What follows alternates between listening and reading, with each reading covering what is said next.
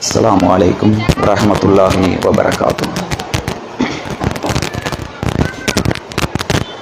إن الحمد لله نحمده ونستعينه ونستغفره ونعوذ بالله من شرور أنفسنا ومن سيئات أعمالنا. من يهده الله فلا مضل له ومن يضلله فلا هادي له. أشهد أن لا إله إلا الله وحده لا شريك له وأشهد أن محمدا عبده ورسوله أما بعد. فقد قال الله تعالى في القرآن العظيم والفرقان المجيد: أعوذ بالله من الشيطان الرجيم. يا أيها الذين آمنوا اتقوا الله حق تقاته ولا تموتن إلا وأنتم مسلمون. وقال رسول الله صلى الله عليه وسلم: إن أصدق الحديث كتاب الله وأحسن الهدي هدي محمد وشر الأمور محدثاتها وكل محدثة بدعة وكل بدعة ضلالة وكل ضلالة في النار. அன்பிற்குரிய ஏக இறைவனாகிய எல்லாம் வல்ல அல்லாஹு சுப்ஹானஹு தஆலாவின் நல்லடியார்களே, அருமை பெரியோர்களே, தாய்மார்களே, சகோதர சகோதரிகளே, தமிழ்நாடு தௌஹீத் ஜமாஅத் கடலூர் வடக்கு மாவட்டம் விருத்தாச்சலம் கிளை சார்பாக ஏற்பாடு செய்யப்பட்டிருக்கக்கூடிய இந்த மாபெரும் மார்க்க விளக்க பொதுக்கூட்டத்திலே அல்லாஹுடைய மார்க்கத்தை அதன் தூய்மையான வடிவிலே அறிந்து அதன் அடிப்படையில் நம்முடைய வாழ்க்கையை அமைத்துக் கொள்ள வேண்டும் என்கிற உயரிய நோக்கத்தோடு நாம் எல்லாம் இங்கு குழுமி இருக்கின்றோம். அன்பிற்குரியவர்களே, இந்த அருமையான தருணத்திலே சமரசமில்லா சத்திய கொள்கை என்ற தலைப்பு எனக்கு தேர்வு செய்யப்பட்டிருக்கிறது. அன்பிற்குரிய சகோதர சகோதரிகளே, பொதுவாக இந்த உலகத்திலே வாழக்கூடிய பல்வேறு மக்கள் தாங்கள் விரும்பக்கூடிய ஒவ்வொரு சித்தாந்தங்களையும் ஒவ்வொரு கொள்கை கோட்பாடுகளையும் பின்பற்றி வரக்கூடிய காட்சிகளை பார்க்கிறோம். இப்படிப்பட்ட இந்த கொள்கை கோட்பாடுகளுக்கு மத்தியிலே, பல்வேறு சித்தாந்தங்களுக்கு மத்தியிலே இஸ்லாமிய மார்க்கம் என்பது அனைத்திலும் சமரசம் செய்து கொள்ளாமல் தனித்து விளங்கக்கூடிய ஒரு மார்க்கமாக இருப்பதை நாம் கண்கூடாக பார்த்துக் கொண்டிருக்கிறோம். அதனால்தான் இந்த உலகத்திலே எந்த சித்தாந்தங்களுக்கும் இல்லாத எதிர்ப்புகள், எந்த சித்தாந்தங்களும் எந்த கொள்கை கோட்பாடுகளும் விமர்சிக்கப்படாத அளவிற்கு விமர்சனம் செய்யப்படக்கூடிய ஒரு மார்க்கமாக இந்த இஸ்லாமிய மார்க்கம் தான் இருப்பதை பார்க்க முடிகிறது. அதே போன்று இன்னொரு பக்கம் நீங்கள் திரும்பி பார்த்தால் உலகத்திலே இருக்கக்கூடிய கொள்கை கோட்பாடுகளிலேயே உலகத்தில் இருக்கக்கூடிய பல்வேறு சித்தாந்தங்களில் அதிகமான மக்களை ஈர்க்கக்கூடிய ஒரு மார்க்கமாகவும் இந்த இஸ்லாமிய மார்க்கம் இருப்பதை பார்த்து வருகிறோம்.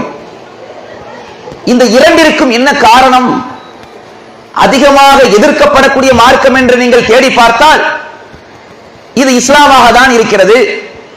இன்னொரு பக்கம் உலகளாவிய அளவிலே அதிகமாக சாறை சாறையாக அலை அலையாக பல மக்கள் தங்களுடைய வாழ்வியல் நெறியாக ஏற்றுக்கொண்டு இருக்கக்கூடிய ஒரு மார்க்கமாக, மிக வேகமாக வளர்ந்து கொண்டிருக்கக்கூடிய ஒரு மார்க்கமாக இந்த இஸ்லாமிய மார்க்கத்தை தான் பார்க்க முடிகிறது என்றால் இதற்கு என்ன காரணம் என்பதை நாம் இந்த இடத்திலே சிந்தித்து பார்க்க வேண்டும்.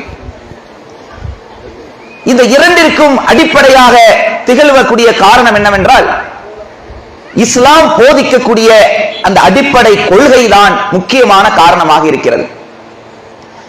எந்த கொள்கையிலும் எந்த தருணத்திலும் சமரசம் செய்து கொள்ளாத அந்த கொள்கை கோட்பாடுதான் பல மக்களை விமர்சனத்திற்கு இந்த மார்க்கத்தை நோக்கி பலர் விமர்சிப்பதற்கும் காரணமாக இருக்கிறது.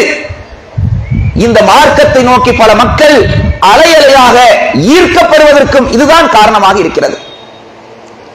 அப்படி என்ன கொள்கை கோட்பாடு, அப்படி என்ன கொள்கையை இஸ்லாம் போதிக்கிறது என்று பார்ப்போமேயானால், இஸ்லாத்தினுடைய அடிப்படை கொள்கையே லா இலாஹ இல்லல்லாஹ் என்ற அந்த தத்துவத்தை தான், அந்த கொள்கையை தான் உலகளாவிய மக்கள் மத்தியிலே இஸ்லாம் முன்வைக்கிறது. லா இலாஹ இல்லல்லாஹ் என்றால் என்ன? வணக்கத்திற்குரியவன் அல்லாஹ்வை தவிர வேறு யாரும் இல்லை.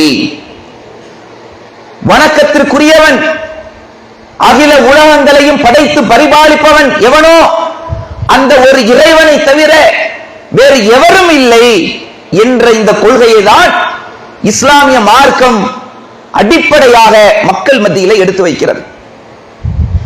இந்த கொள்கையை சொல்கின்ற போது பல சித்தாந்தங்களை கடைபிடிக்கக்கூடிய மக்களுக்கு பல ஆச்சரியமாக இருக்கும், பல்வேறு விதமான கேள்விகளை எழுப்பக்கூடியதாக இருக்கும். எந்த அளவிற்கு என்றால், இன்றைக்கு உலகத்தில் இருக்கக்கூடிய பல்வேறு மக்கள் தாங்கள் எதையெல்லாம் கடவுளாக விரும்புகிறார்களோ அதையெல்லாம் கடவுளாக வடித்து வழிபட்டுக் கொண்டிருக்கக்கூடிய நிலையை பார்க்கிறோம்.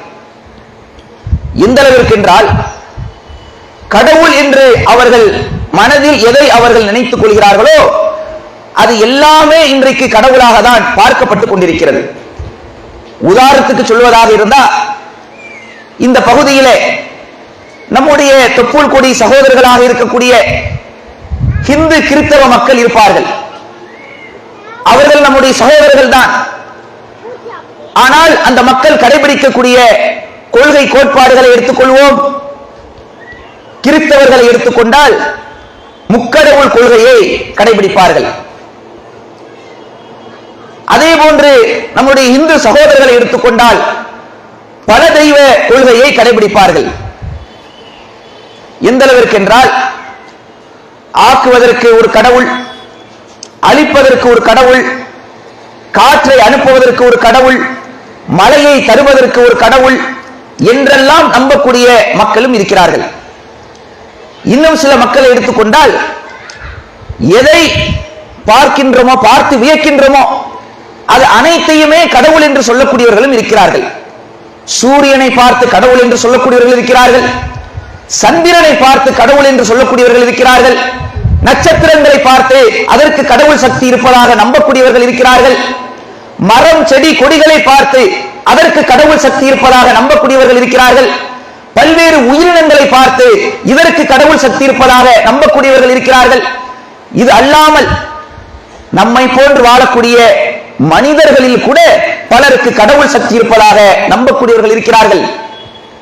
கணவனே கண் கண்ட தெய்வம் என்று சொல்லக்கூடியவர்கள் இருக்கிறார்கள். குழந்தையும் தெய்வமும் ஒன்று என்று சொல்லக்கூடியவர்கள் இருக்கிறார்கள். தாயே தெய்வம் என்று சொல்லக்கூடியவர்கள் இருக்கிறார்கள். இன்னும் சொல்ல போனால், ஒரு அரசியல் கட்சியுடைய தலைவராக ஒருவர் இருப்பார்களானால் அந்த கட்சியை சேர்ந்த தொண்டர்கள் அந்த தலைவர் மீது உள்ள பிரியத்தின் காரணமாக அந்த தலைவரையே தெய்வமே என்று அழைக்கக்கூடியவர்களும் இருக்கிறார்கள். செய்யும் தொழிலே தெய்வம் என்று சொல்லக்கூடியவர்கள் இருக்கிறார்கள். இப்படி கடவுள் என்று சொல்ல போனால் எதையெல்லாம் தாங்கள் கடவுள் என்று விரும்புகிறார்களோ அது அனைத்தையுமே கடவுள் என்று நம்பக்கூடியவர்களாக இருக்கிறார்கள். இதற்கு முற்றிலும் மாற்றமாக, இது அனைத்திற்கும் மாற்றமாக தனித்து ஒரு கொள்கையை இஸ்லாமிய மார்க்கம் சொல்கிறது. அகில உலகங்கள் அனைத்தையும் படைத்து பரிபாலிப்பவன் ஒரே ஒரு இறைவன் தான். இந்த உலகத்திலே வாழக்கூடிய எத்தனை கோடான கோடி மக்கள் இருந்தாலும், அவர்கள் இந்துக்களாக இருந்தாலும் சரி, பல தெய்வத்தை நம்பக்கூடிய மக்கள் இருக்கிறாங்களே அவர்களாக இருந்தாலும் சரி, கிறிஸ்தவர்களாக இருந்தாலும் சரி, சீக்கியர்களாக இருந்தாலும் சரி, புத்தர்களாக இருந்தாலும் சரி, கடவுளே இல்லை என்று மறுக்கக்கூடியவர்களாக சொல்கிறார்களே அப்படி சொல்லக்கூடிய நாத்திகர்களாக இருந்தாலும் சரி, எத்தனை கோடான கோடி மக்கள் இருந்தாலும் அவர்கள் அனைவரையும் படைத்து பரிபாலிப்பவன் ஒரே ஒரு இறைவன் தான். அந்த ஒரு இறைவன் தான் அனைத்து மக்களையும் படைத்தவன். இவர்களுக்கு ஒரு கடவுள், அவர்களுக்கு ஒரு கடவுள், இந்த ஒரு சமூகத்துக்கு ஒரு கடவுள், அந்த சமூகத்துக்கு ஒரு கடவுள். இவர்கள் உயர்ந்தவர்கள், இவர்கள் தாழ்ந்தவர்கள், இந்த மொழி பேசினால் உயர்ந்தவர், அந்த மொழி பேசினால் தாழ்ந்தவர் என்ற பாகுபாடு, வேறுபாடு, இந்த மாதிரியான விஷயங்களை எல்லாம் இஸ்லாத்தினுடைய இந்த அடிப்படை கொள்கை தகர்த்தெறியக்கூடியதாக இருக்கிறது. ஏன் ஒரே ஒரு இறைவன் பலர் நினைக்கலாம். ஏன்னா பிற சமூக மக்களும் இங்கு இருக்கின்ற காரணத்தினால் அவர்களுக்கும் சில செய்திகளை இந்த நேரத்திலே பதிய வைக்கின்றோம். என்ன நினைப்பார்கள்? இப்ப எங்களுக்கு என்று ஒரு கடவுள் இருக்கிறார். இப்ப கிறிஸ்தவர்களை எடுத்துக்கொண்டால் இயேசுவே கடவுள் என்று நம்பக்கூடியவர்கள் இருக்கிறாங்க. இப்போ இந்து சகோதரர்களை எடுத்துக்கொண்டால் சிவன், பார்வதி என்று பல்வேறு, முருகன் என்று பல்வேறு தெய்வங்களை சொல்வார்கள். இது போன்று அந்த மக்கள் என்ன நினைக்கிறாங்கன்னா, முஸ்லிம்களுடைய கடவுள் அல்லாஹ். எப்படி கிறிஸ்தவர்களுக்கு இயேசுவோ, இந்துக்களுக்கு சிவனோ, அது மாதிரி முஸ்லிம்களுடைய கடவுள் அல்லாஹ், அல்லாஹ் கடவுள் அப்படின்னு நினைக்கிறாங்க. இதை இஸ்லாமிய மார்க்கம் இப்படி சொல்லவே கிடையாது. முஸ்லிம்களுக்கான கடவுள் அல்லாஹ் என்று சொல்லவில்லை. என்ன நினைக்கிறாங்கன்னா, கடவுளுடைய அது ஒரு பேரு, அல்லாஹ்னு ஒரு கடவுள் இருக்காரு அப்படி நினைக்கிறாங்க. அல்லாஹ் என்று சொல்வதுடைய பொருள் என்னன்னு சொன்னா, அல்லாஹ் என்பது ஒரு கடவுளை, அதாவது எப்படி மற்ற கடவுளை கொண்டு அழைக்கிறார்களோ அது போன்று ஒரு கடவுளுடைய பெயர் என்று நினைத்து விடக்கூடாது. ஒட்டுமொத்த உலக மக்களையும் படைத்து பரிபாலிக்கக்கூடிய ஏக இறைவன் ஒருவன் என்று குறிக்கக்கூடிய ஒரு சொல்லுதான் அல்லாஹ் என்ற பெயருடைய பொருள் என்பதை புரிந்து கொள்ள வேண்டும். அல்லாஹ் என்று சொன்னால், இப்போ ஆங்கிலத்திலே காட் என்று சொல்வோம். காட் என்பது ஒரு மதத்தினுடைய கடவுளுடைய பெயரா? இந்த காட் என்ற கடவுள் இருக்கிறாரா இல்லையா அப்படின்னு யாராவது சொல்லுவோமா? காட் என்ற கடவுள் இருக்கிறாரு அப்படின்னு யாரும் சொல்ல மாட்டேன். ஏன்? எல்லாரும் புரிஞ்சுக்கிறோம், காட் என்பது ஆங்கிலத்தில் கடவுளை குறிக்கக்கூடிய ஒரு சொல். அதே மாதிரி தமிழ்ல கடவுள் என்று சொல்லுவோம், இறைவன் என்றும் சொல்லுவோம். இப்ப இறைவன் என்று சொல்றேன்னு வச்சுக்கிறீங்க, இறைவன்கிறது முஸ்லிம்களுடைய கடவுள் அப்படின்னு யாராவது சொல்லுவாங்களா? இறைவன்கிறது எப்படி புரிஞ்சுக்கிறோம்? நம்ம யார் படைத்தாரோ, நம்ம இந்த உலகத்தை யார் படைத்தாரோ, அனைத்தையும் யார் படைத்து பரிபாலிக்கிறாரோ அவரை தான் இறைவன் என்று சொல்லுவோம். இது போன்றுதான் அரபியில இருக்கக்கூடிய இறைவன் ஒருவனை மட்டும் குறிக்கக்கூடிய ஒரு பொதுவான பெயர் தான் அல்லாஹ் என்ற வார்த்தை. அல்லாஹ் என்று நீங்கள் தமிழ் இங்கிலீஷ்ல டிரான்ஸ்லேஷன் பண்ணீங்க சொன்னா காட் என்று அந்த இடத்துல செய்வாங்க, பதிவு செய்வார்கள். அல்லாஹ் என்பது அல்லாஹ் ஒரு கடவுள், அது முஸ்லிம்களுடைய கடவுள் அப்படின்னு நினைக்க கூடாது. இந்துக்களாக இருந்தாலும் சரி, கிறிஸ்தவர்களாக இருந்தாலும் சரி, வேற்றுமொழி பேசக்கூடியவர்களாக இருந்தாலும் சரி, வெள்ளையர்களாக இருந்தாலும் சரி, கருப்பர்களாக இருந்தாலும் சரி, அனைத்திற்கும் பொதுவாக இறைவன் அனைத்தையும் படைத்திருக்கக்கூடிய, அனைவரையும் படைத்திருக்கக்கூடிய ஒரு இறைவனுக்கு குறிக்கக்கூடிய ஒரு சொல்லாக தான் இஸ்லாமிய மார்க்கம் அல்லாஹ் என்று சொல்கிறது. அப்ப இறைவன் நீங்க என்ன நினைச்சிடக்கூடாதுன்னு சொன்னா, முஸ்லிம்களுடைய கடவுள் அல்லாஹ் கடவுள் அப்படின்னு நினைச்சிடக்கூடாது. நம்ம எல்லாம் யார் படைத்தாரோ, இந்த ஒட்டுமொத்த உலகத்தையும் யார் படைத்தாரோ, சூரியனை யார் படைத்தாரோ, சந்திரனை யார் படைத்தாரோ, நட்சத்திரத்தை யார் படைத்தாரோ, ஒட்டுமொத்த அந்த சராசரங்களையும் யார் படைத்து தன்னுடைய வல்லமையால் பரிபாலித்துக் கொண்டிருக்கின்றாரோ அவரை தான் இஸ்லாம் சொல்கிறது அல்லாஹ். அவர்தான் இறைவன், அவர்தான் ஒரு இறைவன், அந்த இறைவனை தவிர வேறு எவரும் இல்லை, ஒரே ஒரு கடவுள் தான் என்ற அந்த கொள்கையை ஆணித்தரமாக, அழுத்தம் திருத்தமாக இஸ்லாமிய மார்க்கம் போதிக்கிறது. இப்படி சொல்லுகின்றனாலதான் சிலரால் பொறுத்துக் கொள்ள முடியல.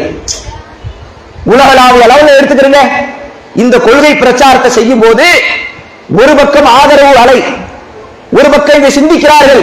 ஆமா, இந்த உலக மக்கள் அனைவர்களும் என்னதான் மொழியால் நாம் வேறுபட்டு இருந்தாலும், என்னதான் நாட்டினால் நாம் வேறுபட்டு இருந்தாலும், என்னதான் நிறத்தால் நாம் வேறுபட்டு இருந்தாலும், இனத்தால் வேறுபட்டு இருந்தாலும், எல்லாரும் மனிதர்கள் தானே, எல்லோரும் சகோதரர்கள் தானே, எல்லோரும் ஒரு தாய் தந்தையிலிருந்து வந்தவர்கள் தானே என்பதை சிந்தித்து, இது எல்லாத்துக்கும் ஒரே ஒரு எஜமானம் தான் இருக்க முடியும் என்பதை உளப்பூர்வமாக சிந்தித்து இஸ்லாத்தை ஏற்பவர்கள் ஏராளம்.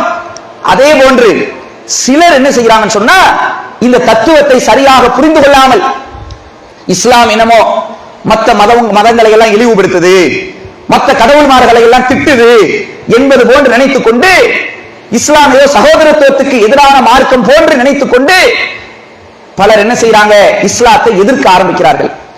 ஏன்? இதை ஒழித்து கட்டினால்தான் நாம இருக்க முடியும், நம்முடைய கடவுளை பாதுகாக்க முடியும் என்று நினைக்கிறார்கள். அப்ப இஸ்லாம் இன்னைக்கு உலகளாவிய அளவிலே எதிர்க்கப்படுவதற்கு முக்கிய காரணமாகவும், அதே நேரத்தில் மக்கள் அலையலையாக இஸ்லாத்தை நோக்கி வந்து கொண்டிருக்கிறார்களே அதற்கு முக்கிய காரணமாக இருப்பதே லா இலாஹ இல்லல்லாஹ் என்ற கலிமாதான். வணக்கத்திற்குரியவன் அல்லாஹ்வை தவிர, ஓர் இறைவனை தவிர வேறு எவரும் இல்லை என்பதை இஸ்லாமிய மார்க்கம் தெள்ள தெளிவாக எடுத்துரைக்கிறது. அதே நேரத்தில் அந்த இறைவனை எப்படி நம்ப வேண்டும்? ஓர் இறைவன் தான் நம்மளை படைத்தது. அதே நேரத்தில் அந்த இறைவனுக்கு என்ற ஒரு தத்துவத்தை, ஒரு இலக்கணத்தை இஸ்லாம் போதிக்கிறது. இறைவன் என்றால் ஒரு மனிதர்களை போன்று நாம் நினைத்து விடக்கூடாது. நாம் எப்படி இந்த உலகத்தில் மனிதர் குடும்பமாக வாழ்ந்து கொண்டிருக்கிறோம், மனைவி பிள்ளைகள் என்று வாழ்ந்து கொண்டிருக்கிறோம், நமக்கென்று தாய் தந்தைகள் இருக்கிறார்கள் என்று இருக்கிறோமே, இப்படி இருக்கக்கூடாது, இப்படி நினைத்து விடக்கூடாது. கடவுள் என்றால் அவருக்கென்று ஒரு அந்தஸ்து இருக்கிறது என்பதை திருக்குர்ஆன் தெள்ள தெளிவாக போதிக்கிறது. எப்படி போதிக்கிறது? குல் ஹுவல்லாஹு அஹத், நபியே நீங்கள் மக்களுக்கு சொல்லுங்கள், அல்லாஹ் ஒருவன், இறைவன் ஒருவன் என்று சொல்லுங்கள். அந்த இறைவன் எப்படிப்பட்டவன் தெரியுமா? அல்லாஹு ஸமத், அவன் எந்த தேவையும் அற்றவன். எந்த தேவையும் என்ன?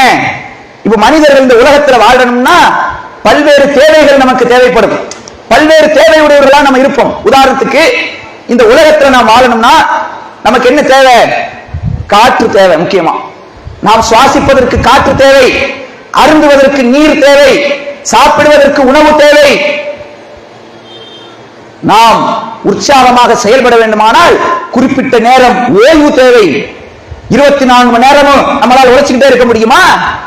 நமக்கென்று சில நேரங்கள் ஓய்வு தேவைப்படும், உறக்கம் தேவைப்படும், திருமணம், அந்த திருமண உறவு தேவைப்படும், மனைவி தேவைப்படும், பிள்ளைகள் தேவைப்படும்.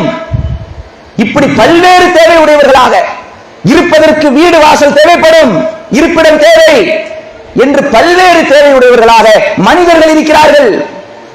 இது போன்ற எந்த ஒரு தேவையும் அற்றவன் தான் இறைவன் என்று நம்ப வேண்டும் என்று இஸ்லாம் சொல்லுது. இறைவனை நம்பினா இறைவன் ஒருவன் மட்டும் நம்ப கூடாது. அந்த இறைவன் எப்படிப்பட்டவன் தெரியுமா? அவன் எந்த தேவையும் இல்லாதவன். அவனுக்கென்று உறக்கம் தேவைப்படாது, பொருளாதாரம் தேவைப்படாது, புள்ள குட்டி தேவையில்லை, இருப்பிடம் தேவையில்லை, எந்த தேவையும் இல்லாத ஒரு சக்தி தான் இறைவன். நம்மள மாதிரியே தேவையுடையவனா இருந்தா இப்படி கடவுளா இருக்க முடியும் என்று இஸ்லாமிய மார்க்கம் இந்த வார்த்தையிலே நமக்கு என்ன செய்கிறது? தெளிவாக எடுத்துரைக்கிறது. அதே போன்று அந்த கடவுளை எப்படி நம்ப வேண்டும்? லம் யலித் வலம் யூலத், அவன் யாரையும் பெறவும் இல்லை, யாருக்கும் பிறக்கவும் இல்லை. கடவுளை எப்படி நம்ப வேண்டும் என்பதை தெள்ள தெளிவாக இஸ்லாம் சொல்கிறது. அவன் யாரையும் பெறவும் இல்லை, அவனுக்கு எந்த புள்ள குட்டியும் கிடையாது, அதே மாதிரி அவனுக்கு தாய் தந்தையும் கிடையாது. அவனுக்கு அவன் தாய் தந்தை இருக்குன்னா என்ன ஆயிரும்? அவரும் கடவுளாயிருவார். அப்ப இஸ்லாம் ஏகத்துவ கொள்கையை சொல்லும் போது எங்கேயும் சமரசம் ஆய்ந்து விடாமல், எங்கேயும் சமரசம் ஆய்ந்து விடாமல் தெள்ள தெளிவாக தனித்து சொல்கிறது, கடவுள் என்பவன் ஒருவன் தான், அவனுக்கு பிள்ளையும் இல்லை, அவனுக்கு தாய் தந்தையும் இல்லை. அதுக்கடுத்து இஸ்லாம் சொல்கிறது, வலம் யகுல்லஹு குஃபுவன் அஹத், அவனுக்கு நிகராக யாரும் இல்லை. அப்படி நம்பணும். இறைவனை எப்படி நம்ப வேண்டும் என்றால், இறைவனுக்கு நிகராக எவரும் இல்லை, எவனும் இல்லை, எந்த படைப்பும் இல்லை. இறைவனுக்கு இணையாக, இறைவனுக்கு நிகராக கல்லையோ, மண்களையோ, சூரியனையோ, சந்திரனையோ, நட்சத்திரத்தையோ, இன்னும் பிற இறைவனுடன் படைத்திருக்கக்கூடிய படைப்புகளையோ எதையும் இறைவனுக்கு நிகராக நம்பிவிடக் கூடாது. இறைவனுக்கு நிகராக நம்புவது என்றால் எப்படி? அவனுடைய ஆற்றல்களில், அவனுக்குடைய அந்த இறைவனுக்குரிய பண்புகளில் எந்த ஒன்றும் எந்த மனிதனுக்கும் கிடையாது, எந்த படைப்புக்கும் கிடையாது. அப்படி நம்பணும். இப்படித்தான் இஸ்லாம் இறைவனை நம்பக்கூடிய அந்த நம்பிக்கை பற்றி சொல்கிறது. இந்த விஷயத்தில் தான், இந்த கொள்கையில் தான் எந்த ஒரு சித்தாந்தத்தோடும் எந்த மார்க்கத்தோடும் சமரசம் செய்து கொள்ளாமல் தனித்து சொல்லக்கூடிய காரணத்தினால்தான் இன்றைக்கு சமரசம் இல்லா சத்திய கொள்கையாக இஸ்லாமிய மார்க்கம் விளங்கிக் கொண்டிருக்கிறது என்பதை இந்த நேரத்தில் நாம் பதிவு செய்து கொள்கிறோம். அன்பிற்குரியவர்களே, இந்த நேரத்தில் சில மக்களுக்கு சில கேள்விகள் எழலாம். அதுவும் குறிப்பாக பிற சமூகத்தை சேர்ந்த மக்கள் இருக்கிறாங்களே, நம்மளுடைய தொப்புள் கொடி உறவுகள், ஏனென்று சொன்னால் அவங்க தவறாக நினைத்து விடக்கூடாது. தொப்புள் கொடி உறவுகள் என்ற இந்த இடத்தில் நாங்கள் ஏன் தெரியுமா குறிப்பிடுகிறோம்? இஸ்லாமிய மார்க்கமே அவ்வாறுதான் எங்களுக்கு போதிக்கிறது. எதுவும் நாவளவில் நாங்கள் போதிக்கவில்லை. குர்ஆனிலே இறைவன் அப்படித்தான் சொல்கிறான். எப்படி சொல்கிறான்? யா அய்யுஹன் நாஸ் இன்னா ஹலக்னாகும் மின் ஸக்கரி வ உன்ஸா, மனிதர்களே உங்களை ஒரு ஆண் ஒரு பெண்ணிலிருந்து தான் நாம் படைத்திருக்கிறோம். இறைவன் போதிக்கிறான். எப்படிப்பட்ட போதனை பாருங்க. இந்த உலகத்தில் நீங்கள் எத்தனை கோடான கோடி மக்கள் இருந்தாலும் நீங்கள்லாம் யார்? ஒரு தாய் தந்தைக்கு பிறந்தவர்கள் தான். நீங்கள் அனைவரும் சகோதரர்கள் தான் என்ற சகோதரத்துவத்தை இஸ்லாம் போதிக்கிறது. இன்றைக்கு வேண்டுமானால் நாம் இந்துக்களாக, கிறிஸ்தவர்களாக, பௌத்தர்களாக, சீக்கியர்களாக, நாத்திகர்களாக, இன்னும் பல மொழி பேசக்கூடியவர்களாக, பல்வேறு வேற்றுமைகளாக இன்றைக்கு பிரிந்திருக்கலாம். ஆனால் இஸ்லாம் நீங்கள் எல்லாம் யார் தெரியுமா? உங்களுடைய மூலம் எது தெரியுமா? நீங்கள் அனைவரும் ஒரு தாய் தந்தைக்கு பிறந்தவர்கள், ஒரு ஆண் ஒரு பெண்ணிலிருந்தே படைக்கப்பட்டவர்கள். அதனால்தான் நாங்கள் மனப்பூர்வமாக சொல்கிறோம், இந்து மக்கள் எங்களுடைய எதிரிகள் அல்ல, கிறிஸ்தவர்கள் எங்களுடைய எதிரிகள் அல்ல, அவர்கள் அனைவரும் எங்களுடைய தொப்புள் கொடி உறவுகள், எங்களுடைய சகோதரர்கள். அந்த சகோதரர்கள் நினைக்கலாம், இஸ்லாமிய மார்க்கம் சத்திய கொள்கையை போதிக்கிறதாக சொல்கிறீர்களே, இறைவனுக்கு நிகராக யாரும் இல்லை என்று சொல்கிறீர்களே, தனித்து விளங்கக்கூடிய மார்க்கமாக சொல்கிறீர்களே, ஆனால் முஸ்லிம்களுடைய சில செயல்பாடுகளை நாங்கள் பார்க்கின்ற போது உங்களுக்கும் எங்களுக்கும் எந்த வேறுபாடு இல்லாத மாதிரி தெரியுது அப்படி நினைக்கலாம். முஸ்லிம்களுடைய சில செயல்பாடுகள் எங்களுக்கு சில சகோதரர்கள் நம்மிடத்தில் அப்படி கேள்வி எழுப்பியிருக்கிறாங்க. என்னப்பா உங்க மார்க்கம் தனிச்சு விளங்கக்கூடிய மார்க்கம் சொல்றீங்க, அப்படி ஒண்ணும் தெரியலையே. முஸ்லிம்களுடைய செயல்பாடுகளை பார்க்கும்போது நாங்க பண்ற மாதிரி தானே நீங்களும் பண்றீங்க. என்னப்பா பண்றோம்? நாங்க என்ன பண்றோம்? திருவிழா நடத்துறோம். திருவிழாக்கு முன்னாடி நாங்க என்ன செய்வோம்? காப்பு கட்டுவோம், கொடிமரம் ஏத்துவோம், தேர் இழுப்போம், இந்த மாதிரியான பால் குடம் தூக்கிட்டு வருவோம். இது மாதிரி பல்வேறு விஷயங்களை செய்யறோம். நீங்கள் அப்படித்தானப்பா பண்றீங்க. எப்படி பண்றீங்க? தர்கா கந்தூரி என்கிறீர்கள். ஒருவரை அடக்கம் செய்துவிட்டு அந்த கட்டடத்தை எழுப்பி வைத்து விட்டு அங்கே என்ன செய்கிறீர்கள்? கந்தூரி திருவிழா, சந்தனக்கூடு உருஸ் என்று நடத்துகிறீர்கள். அங்கே என்ன நடக்கிறது? நாங்கள் எப்படி கொடிமரம் ஏற்றுகிறோம் என்று சொன்னால் நீங்களும் கொடிமரம் ஏற்றுறீங்களா இல்லையா? நாங்கள் தேர் இழுக்கிறோம் என்று சொன்னால் நீங்கள் சந்தன கூடு என்று இழுக்கிறீர்களா இல்லையா? பேர் என்ன மாத்திக்கிறீங்க?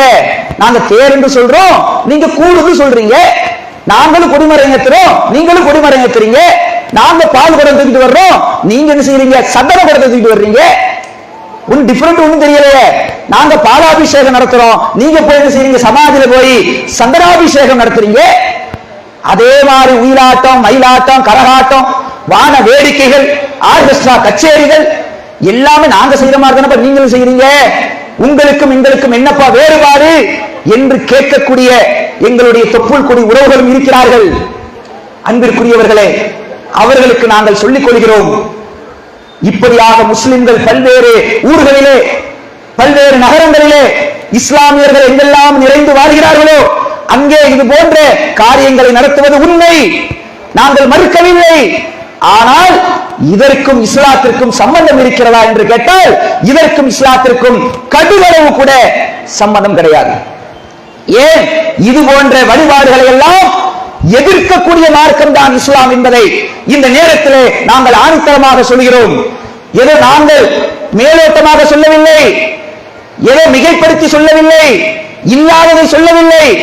திருக்குர்ஆன், நபிகள் நாயகத்தினுடைய போதனைகள், இது போன்ற செய்திகளை நீங்கள் புரட்டி பார்த்தீர்கள் என்று சொன்னால் அதில் இருக்கக்கூடிய பல்வேறு செய்திகள் இது போன்ற செயல்பாடுகளுக்கு, சந்தனக்கூடு உருசு போன்ற இது போன்ற வழிபாடுகளுக்கு கடுமையாக எதிர்க்கக்கூடிய செய்தியாக தான் இஸ்லாமிய மார்க்கத்தினுடைய கொள்கை கோட்பாடுகள் இருக்கிறது.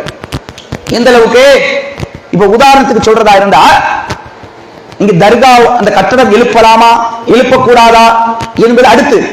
முதலாவது விஷயம் நாம் சொன்னமே, லா இலாஹ இல்லல்லாஹ், வணக்கத்திற்குரியவன் இறைவன் ஒருவனை தவிர, அந்த அல்லாஹ்வை தவிர வேறு எவரும் இல்லை என்ற அந்த கொள்கையை இஸ்லாம் போதிக்கிறது சொன்னமே. இப்ப வணக்கங்கள் என்று சொல்லணும் சொன்னால் இறைவனை மட்டும்தான் வணங்க வேண்டும் என்ற கொள்கை இதிலே தெள்ள தெளிவாக இஸ்லாம் போதிக்கிறது. எந்த ஒரு வணக்கங்களாக இருந்தாலும் வழிபாடுகளாக இருந்தாலும் அந்த வழிபாட்டுக்கு சொந்தக்காரன் யார்? இறைவன் ஒருவன் தான். இறைவனை மட்டும்தான் வழிபட வேண்டும். இப்ப நீங்க தர்காக்கள்ல போய் பாருங்க, நாகூரிலோ ஏர்வாடிலோ இன்னும் பிற தர்காக்களிலோ போய் பாருங்க, அங்கே நடக்கக்கூடிய காட்சிகள் என்ன?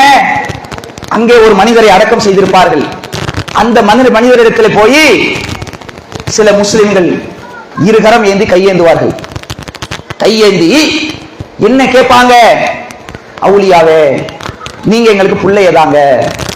புள்ள பாக்கியம் ஒருத்தருக்கு இல்லைன்னு வச்சுக்கோங்களேன், திருமணமாகி பல ஆண்டுகள் குழந்தை பாக்கியம் இல்லைன்னு சொன்னா, இங்கிருந்து நாகூருக்கும் ஏர்வாடிக்கும் அஜ்மீருக்கும் இன்ன பிற தர்காக்களை நோக்கி பல முஸ்லிம்கள் படையெடுக்கக்கூடிய நிலை இருக்கிறது. பல நாட்கள் தர்காக்களில் போய் தங்கி இருக்கிறார்கள். என்ன காரணம் கேட்டா, குழந்தை பாக்கியத்தை வேண்டி நாங்கள் தங்கி இருக்கிறோம். குழந்தை பாக்கியத்தை போய் கேட்கிறது. நாகூர் ஆண்டவரே எங்களுக்கு பிள்ளையதாங்க, வஹையதீன் ஆண்டவரே எங்களுக்கு குழந்தை பாக்கியத்தை தாங்க கேட்கிறாங்களா இல்லையா?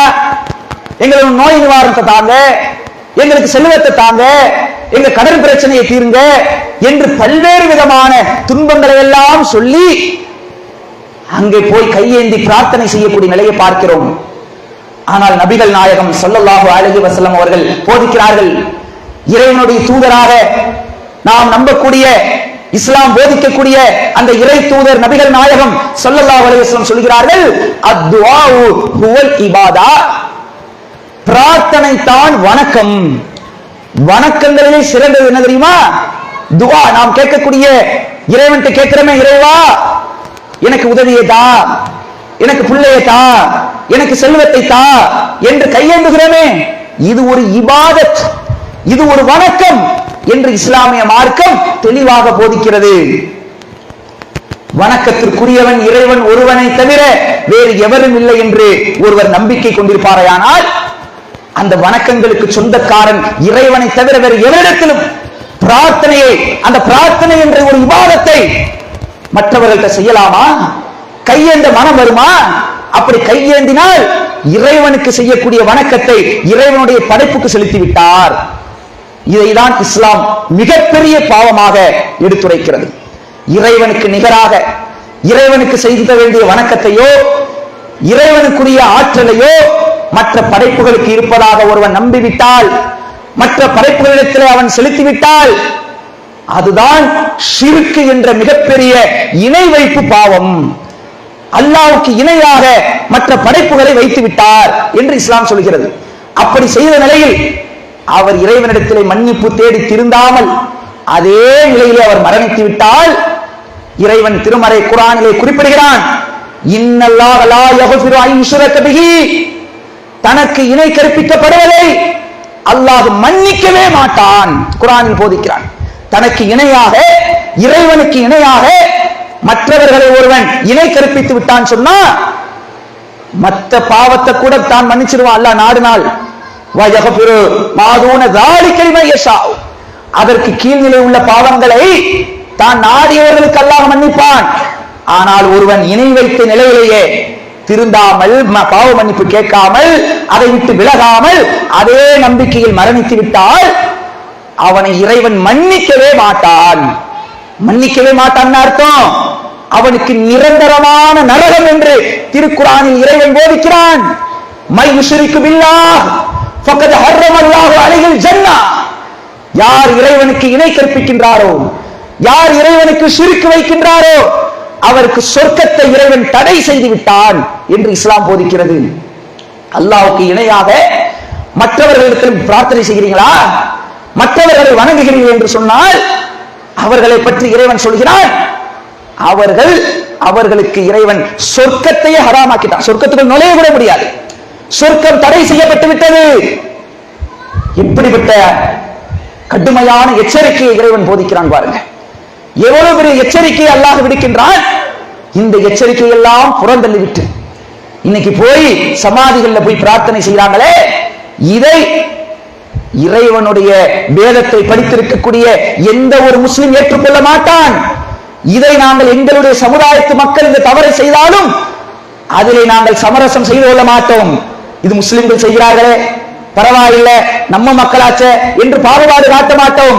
முஸ்லிம்கள் செய்தாலும் இது தவறுதான் என்ற அந்த அளவிற்கு நாங்கள் கொள்கையை பகிரங்கமாக இந்த இடத்தில் சொல்கிறோம் என்றால் இஸ்லாம் சொல்லக்கூடிய அந்த சமரசம் இல்லாத சத்திய கொள்கையினாலதான். கொள்கை விஷயத்திலே யாரிடத்திலும் சமரசம் செய்து கொள்ளக்கூடாது, உறுதியாக நிலைத்து நிற்க வேண்டும், தனித்து நிற்க வேண்டும், உறுதியோடு இருக்க வேண்டும் என்று சொல்லக்கூடிய அந்த கொள்கை பிடிப்பினாலதான் இன்றைக்கு முஸ்லிம்களே இந்த தவறை செய்தாலும் இன்றைக்கு நாங்கள் தெளிவாக அதை எதிர்த்துக் கொண்டிருக்கிறோம். இதனாலதான் தௌஹீத் ஜமாத் என்று சொல்லக்கூடிய இந்த அமைப்பை நோக்கி முஸ்லிம்கள் பலரிடத்திலிருந்தே எதிர்ப்பு வரும். இங்கே பார்த்திருக்கலாம், எங்களை பார்த்து, முஸ்லிம்களை பார்த்து, அதாவது இந்த ஜமாத்தை பார்த்து முஸ்லிம்களில் சிலர் குழப்பவாதிகள், இவர்கள் எல்லாம் பிரிவினைவாதிகள், நம்ம எல்லாம் ஒன்னா சேர்ந்து ஒரு காரியத்தை செய்யும் போது இவங்க வந்து எதிர்க்கிறாங்கல்ல, இதனால பிரச்சனை வருதா, இதனால ஒத்துமை கொலையுதா, அதனால இவங்க தான் சமுதாயத்தை பிரிக்கக்கூடியவர்கள், வழிகேடர்கள், குழப்பவாதிகள் என்று பல்வேறு அவதூறுகளை எங்கள் சமுதாயத்திலிருந்தே பல்வேறு எதிர்ப்புகளை இந்த ஜமாத் சந்தித்துக் கொண்டிருக்கிறது என்றால் அதற்கு காரணம் என்ன? கொள்கை விஷயத்தில் யாரிடத்திலும் நாங்கள் சமரசம் செய்து கொள்ளாத அளவிற்கு இஸ்லாமிய மார்க்கம் எங்களுக்கு தெள்ள தெளிவான கொள்கையை குர்ஆனிலும் நபிகள் நாயகத்தினுடைய போதனையிலும் சொல்லி தந்திருக்கிறது. அது மாத்திரமல்ல, இன்றைக்கு பிரார்த்தனை செய்வது இறைவனுக்கு இணை வைக்கக்கூடிய காரியம்தான். அது நீங்கள் கடவுள் என்று நினைத்து நீங்கள் செய்யாவிட்டாலும், அவர் மனிதர் தான், அவர் இறை நேசர் தான் என்று நினைத்து நீங்கள் பிரார்த்தனை செஞ்சாலும் கூட இறைவனுக்கு செய்யக்கூடிய வணக்கத்தை மற்றவங்களுக்கு செய்துவிட்டால் அது ஷிர்க் என்பதை இஸ்லாமிய மார்க்கம் தெளிவாக போதிக்கிறது. அது மாத்திரமல்ல, இந்த ஷிர்க் ஏன் நடக்கு தெரியுமா? நபிகள் நாயகம் தடுத்த காரியத்தை துணிந்து செய்யக்கூடிய காரணத்தினாலதான் இந்த மாதிரியான இணை வைப்பு காரியங்கள் இந்த சமுதாயத்திலே முஸ்லிம்களிடத்திலே அரங்கேறிக் கொண்டிருக்கிறது. எப்படி தர்காக்களை போய் பார்த்தால் பல்வேறு விதமான மூட பழக்க வழக்கங்கள் எல்லாம் அரங்கேறக்கூடிய காட்சிகளை கண்கூடாக பார்க்கலாம். தரையிலே உருண்டு புரள்வார்கள், எங்களுக்கு இறந்தவருடைய ஆவி புகுந்து விட்டது என்று சொல்லி ஒரு பக்கம், பேய் என்று சொல்லி பேயை விரட்டுகிறோம் என்று சொல்லி அதன் மூலமாக காசு பார்க்கக்கூடிய நிலை இருக்கும். மனநோயாளிகளை எல்லாம் இவரிடத்திலே பேய் பிசாசு வந்து விட்டது என்று சொல்லி அவர்களை கட்டி போட்டு கொடுமைப்படுத்தக்கூடிய அவலம் ஒரு பக்கம் நடக்கும். இன்னொரு பக்கம் உங்களுக்கு வைத்த வலியா, உங்களுக்கு அந்த பிரச்சனையா, இந்த பிரச்சனையா, இங்கே மாந்திரிகம் செய்வது இருக்குது, செய்வன சூனியம் நாங்க எடுக்கிறோம், இந்த எண்ணெயை தூக்கி இந்த எண்ணெயை வந்து தடவுங்க, இந்த திருநீருக்கு தடவுங்க, இந்த மயில் தொகையால உங்க தலையில ஆசீர்வதிச்சா எல்லாம் சரியாயிரும் என்பது போன்ற பல்வேறு விதமான மூட பழக்க வழக்கங்கள் அங்கே அரங்கேறக்கூடிய காட்சிகளை பார்க்கலாம். இவ்வளவு இதுவல்லாமல் ஏராளமான அனாச்சாரங்கள் தர்கா என்ற அந்த ஒரு கட்டடத்துக்குள்ளேயே நடக்கிறது. ஏன் நடக்குது? அல்லாஹ்வுடைய தூதர் ஸல்லல்லாஹு அலைஹி வஸல்லம் அவர்களுடைய அந்த கட்டளைகளை மீறியதன் காரணம் தான். நபிகள் நாயகம் ஸல்லல்லாஹு அலைஹி வஸல்லம் அவர்களை பற்றி சஹாபாக்கள் அறிவிக்கக்கூடிய செய்தி ஹதீஸ்ல கிதாபுகளில் பதிவு செய்யப்பட்டிருக்கிற நூல்களில் பதிவு செய்யப்பட்டிருக்கிறது. எப்படி? நஹா ரசூலுல்லாஹி ஸல்லல்லாஹு அலைஹி வஸல்லம், நபிகள் நாயகம் ஸல்லல்லாஹு அலைஹி வஸல்லம் அவர்கள் தடுத்தார்கள். இப்படியே ஹதீஸ் வருது. ஜாபிர் ரலியல்லாஹு அன்ஹு அவர்கள் அறிவிக்கிறார்கள், அல்லாஹ்வுடைய தூதருடைய தோழர் ஜாபிர் அவர்கள் அறிவிக்கிறார்கள், நபிகள் நாயகம் ஸல்லல்லாஹு அலைஹி வஸல்லம் அவர்கள் தடை செய்தார்கள், தடுத்தார்கள். எதை தடுத்தார்கள்? சமாதிகள் பூசப்படுவதையும், சமாதிகள் மேல பூசுறாங்களே அதையும், அதன் மீது உட்கார்வதையும், சமாதிகள் மீது கட்டடம் எழுப்பப்படுவதையும் நபிகள் நாயகம் ஸல்லல்லாஹு அலைஹி வஸல்லம் அவர்கள் தடை செய்தார்கள் என்று தெள்ள தெளிவாக பதிவு செய்யப்பட்டிருக்கிறது. இவ்வளவு பெரிய ஆதாரபூர்வமான செய்திகள் தெளிவாக பதிவு செய்யப்பட்டிருக்கிறது. உண்மையிலேயே நபிகள் நாயகம் ஸல்லல்லாஹு அலைஹி வஸல்லம் அவர்களை தன்னுடைய உயிருக்கு மேலாக நேசிக்கக்கூடியவர்களாக இருந்தால் என்ன செய்யணும்? ஒருவர் வந்து சமாதியின் மேல் கட்டடத்தை எழுப்புவாரா? கட்டடத்தை எழுப்ப மனசு வருமா? ஏன்? நபிகள் நாயகம் தடை செய்து விட்டார்களே. கட்டடம் எழுப்புறதே ஹராம் இஸ்லாத்துல. ஒருவரை இறந்து விட்டால் அந்த அடக்கத்தலத்தின் மீது கட்டடத்தை எழுப்புறதே ஹராம் என்று இருக்கும்போது, அப்ப அடிப்படையே தப்பு. தர்கா என்ற கட்டடமே இஸ்லாத்தில் கூடாது. அந்த அடிப்படையில் நபிகள் நாயகம் எதிர்த்திருக்கிறார்கள், தடை செய்திருக்கிறார்கள். அது மாத்திரமல்ல, நபிகள் நாயகம் ஸல்லல்லாஹு அலைஹி வஸல்லம் அவர்கள் தான் மரணிப்பதற்கு சில நாட்களுக்கு முன்பாக தன்னுடைய மக்களை அழைத்து வைத்துக் கொண்டு, குடும்பத்தினரை அழைத்து வைத்துக் கொண்டு உபதேசம் செய்கிறார்கள். அந்த உபதேசத்திலே முக்கியமான உபதேசம் என்ன தெரியுமா? மரணத்துக்கு முன்னாடி உபதேசம் செய்தா அதுக்கு என்ன அர்த்தம்? அது மரணத்துக்கு முன்னாடி ஒரு விஷயத்தை அறிவுரை சொல்றாங்கன்னா அதுக்கு எவ்வளவு முக்கியத்துவம் கொடுக்கணும், நம்ம சமுதாயம் எவ்வளவு கவனம் செலுத்த வேண்டும். எப்படிப்பட்ட வார்த்தை தெரியுமா நபிகள் நாயகம் சொன்னார்கள்? லஅனல்லாஹ யஹூத வ நஸாரா, யூதர்களையும் நஸாராக்களையும் அல்லாஹ் சபிப்பானாக. ஏன் தெரியுமா? இத்தஹது குபூர அன்பியாஹிம் மசாஜிதா, அவர்கள் தங்களுடைய நபிமார்களின் அடக்கத்தலங்களை, சமாதிகளை வணக்கத்தலங்களாக ஆக்கிக் கொண்டார்கள், வணங்குமிடமாக ஆக்கிக் கொண்டார்கள். யாரு? யகூதிகள் நசாராக்கள் இருக்கிறாங்களே, அவர்கள் என்ன செய்து விட்டார்களா? தங்களுக்கு அனுப்பப்பட்ட இறை தூதர்கள் இருக்கிறாங்களே, நபிமார்கள், அவர்கள் இறந்த பிறகு அவர்களுடைய அடக்கத்தலத்தின் மீது வணக்கத்தலங்களை, பள்ளி வாசல்களை உண்டாக்கி கொண்டார்கள், மஸ்ஜிதுகளை கட்டி கொண்டார்கள். இதனால் இறைவன் இவர்களை சபிக்கட்டும் என்று சொல்லி சொன்னது யார்? நபிகள் நாயகம் ஸல்லல்லாஹு அலைஹி வஸல்லம் அவர்கள். நபிமார்களுக்கு கட்டடம் எழுப்பிய யூத நசாரர்களுக்கு அல்லாஹ்வுடைய லானத் வரட்டும் என்று ரசூலுல்லாஹ் சொல்லி இருக்கிறாங்கன்னா, நபிமார்கள் யாருங்க? நபிமார்கள் என்பவர்கள் யார்? இறைவனுடைய தூதர்கள் அல்லவா? இறை நேசர்களுக்கெல்லாம் பெரிய இறை நேசர்கள் இல்லையா? இன்னைக்கு யாரையெல்லாம் இறை நேசர்கள் என்று நீங்கள் நாம் அழைத்துக் கொண்டிருக்கிறோமோ, முஹையீன் அப்துல் காதிர் ஜீலானி அவர் இறை நேசர், ஷாஹுல் ஹமீது பாதுஷா, ஏர்வாடி சையத் இப்ராஹிம் ஷா என்றெல்லாம் இவர்கள் எல்லாம் இறை நேசர்கள் என்று சொல்கிறோம். அல்லாஹ் ஆலம், இவர்கள் இறை நேசர்களா இல்லையா என்பது யாருக்கும் தெரியாது. யாரும் சொல்லவில்லை இவர்கள் கண்டிப்பாக இவர் ஒரு அவுலியா, இவர் இறை நேசர் என்று குர்ஆனில் அல்லாஹ் சொல்லியிருக்கிறானா? அல்லாஹ்வுடைய தூதர் இப்படி சொன்னாங்களா? எனக்கு பிறகு நாகூரிலே ஷாஹுல் ஹமீது பாதுஷா என்று ஒருவர் வருவார், அவர்தான் மிகப்பெரிய அவுலியா என்றெல்லாம் ஏதாவது செய்தி இருக்கிறதா? அல்லாஹ்வும் ரசூலும் யாரை இறை நேசர்கள் என்று, சொர்க்க வாசிகள் என்று சொன்னார்களோ அவர்களை தவிர நாம் யாரை என்ன செய்ய முடியாது? இறை நேசர் இல்லை என்று சொல்ல முடியாது, இறை நேசர் என்று சொல்ல முடியாது. இப்ப நம்ம கவனிக்க வேண்டிய விஷயம் என்ன தெரியுமா? உண்மையாக இறை நேசர்னு தெளிவாக சொல்வதாக இருந்தால் நபிமார்கள் எல்லாரையும் சொல்லலாம். நபிமார்கள் யாரு? இறை தூதர்கள். அல்லாஹ்வால் அவனுடைய செய்திகளை வானவர்கள் மூலமாக மக்களுக்கு போதித்த அந்த தூதர்கள் தான் யாரு? இறை தூதர்கள் என்று சொல்லப்படக்கூடிய நபிமார்கள். அப்போ அவர்கள் தான் உண்மையான, நமக்கெல்லாம் தெளிவாக சொல்லப்பட்ட இறை நேசர்கள். அப்படிப்பட்ட இறை நேசர்களுடைய அவர்கள் இறந்த பிறகு அந்த இறை நேசர்கள் இறந்த அந்த அடக்கத்தலத்தின் மீது கட்டடத்தை எழுப்புனதே இஸ்லாத்தில மிகப்பெரிய பாவமாக, இறைவனுடைய சாபத்திற்குரிய ஒரு செயலாக, இறைவனுடைய கோபத்திற்குரிய ஒரு செயலாக சொல்லப்படுமையானால், யாருன்றே தெரியாத, இறை நேசரா இல்லையாண்டே தெரியாத யார் யாருக்கெல்லாம் இன்னைக்கு ஒவ்வொரு ஊரிலும் தர்காக்கள் என்ற பெயர்ல எழுப்பி வைத்திருக்கிறார்களே, இது எவ்வளவு பெரிய கோபத்தை எழுப்பக்கூடிய காரியம், இறைவனுடைய கோபத்தை பெற்றுத்தரக்கூடிய, இறைவனுடைய சாபத்தை பெற்றுத்தரக்கூடிய காரியம் இல்லையா? இந்த இடத்தில் நாங்கள் சொல்லக்கூடிய செய்திகளை எந்த விருப்பு வெறுப்பும் இல்லாமல் நடுநிலையோடு எங்களை எதிர்க்கக்கூடிய சகோதரர்களாக இருந்தாலும் கூட அவர்களுக்கு நாங்கள் சொல்லிக் கொள்கிறோம். நாங்கள் சொல்லக்கூடிய செய்தி அது உண்மையா பொய்யா என்பதை நடுநிலையோடு சிந்திங்க. ஏதோ ஒரு வெறுப்பை வைத்துக் கொண்டு இவர்கள் என்றால் இப்படித்தான், இவங்க தர்கா கூடாதுன்னு சொல்லுவாங்க, அவுலியாக்களை திட்டுவாங்க. நாங்கள் எந்த அவுலியாக்களை திட்டுனோம்? எந்த தர்காக்கள் அடங்கி இருக்கக்கூடிய பெரியார்களை அவமதித்தோம்? எங்கேயாவது எந்த மேடையிலேயாவது அப்படி பேசி இருக்கிறோமா?